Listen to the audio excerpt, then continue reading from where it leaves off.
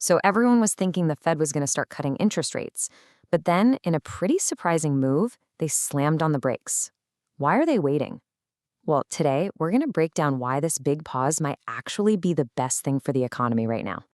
And this is the big question on everyone's mind. We had 3 rate cuts in a row, the momentum was there, and then nothing. It feels a little weird, right? But what if this pause is actually a really smart strategic move to protect the economy? Let's dive in. All right, first up, let's just set the stage and look at the decision that's got everybody talking.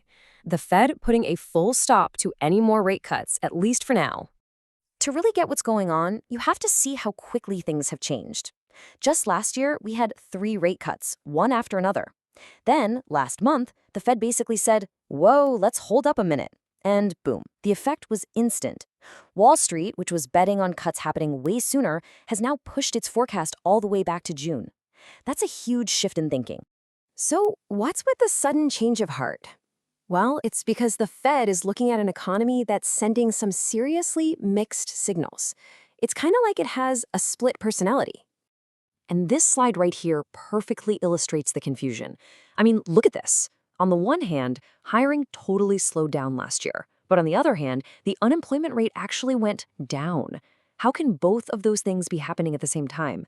It's a total head-scratcher, and this is the puzzle the Fed has to try and solve. And yeah, a puzzle like that puts the folks at the Fed in a really, really tough spot. Their entire mission is getting pulled in 2 completely different directions at once. It's a classic case of being stuck between a rock and a hard place. Okay, so this brings us right to the heart of the Fed's strategy. To really understand this pause, you've got to appreciate the incredibly delicate balancing act they're trying to pull off every single day. It all boils down to this, the Fed's dual mandate. See, they have 2 main jobs. Job number 1, keep prices stable, which means keeping inflation in check. Job number 2, make sure as many people as possible have jobs. The big problem? Sometimes doing one of those jobs makes the other one a lot harder. So think about it this way. If the Fed were to cut interest rates again right now, it'd be like them hitting a giant red panic button. It would send a message to everyone that they think the job market is about to fall off a cliff. And that is a panic signal they absolutely do not want to send. And you know, the experts seem to agree that patience is the right move here. Lindsay Rosner over at Goldman Sachs basically says the plan is to just hold steady. Because even with all the confusing signals, the job market looks like it might be finding its footing. So holding course is the safe, smart play. But it's not just the job market giving them a headache. Oh no. There's another huge piece to this puzzle that's making the Fed's job even tougher.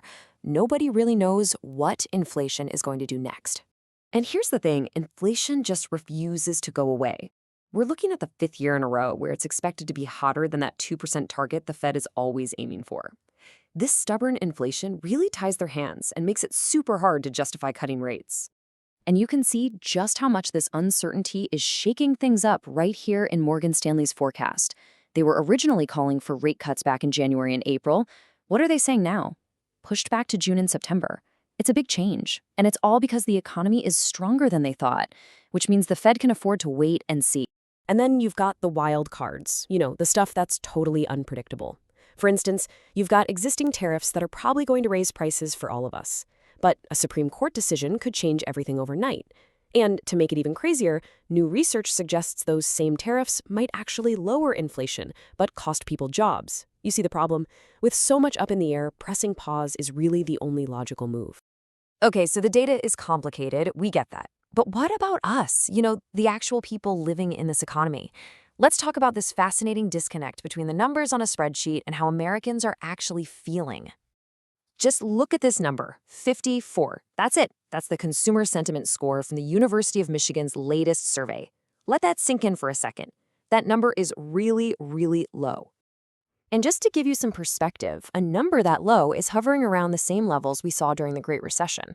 People are feeling super pessimistic, and it's all being driven by those everyday kitchen table issues. We're talking about the high prices for groceries, for gas, for just about everything. So this leads us to a massive paradox, right?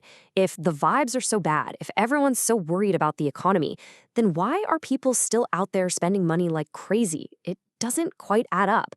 Well, Tom Barkin, the president of the Richmond Fed, kind of hits the nail on the head here. It's actually pretty simple. People might not feel great about the economy, But their bank accounts are telling a totally different story. They've got jobs, they're getting raises, and their retirement accounts are looking pretty healthy. So even with those bad vibes, they have the money.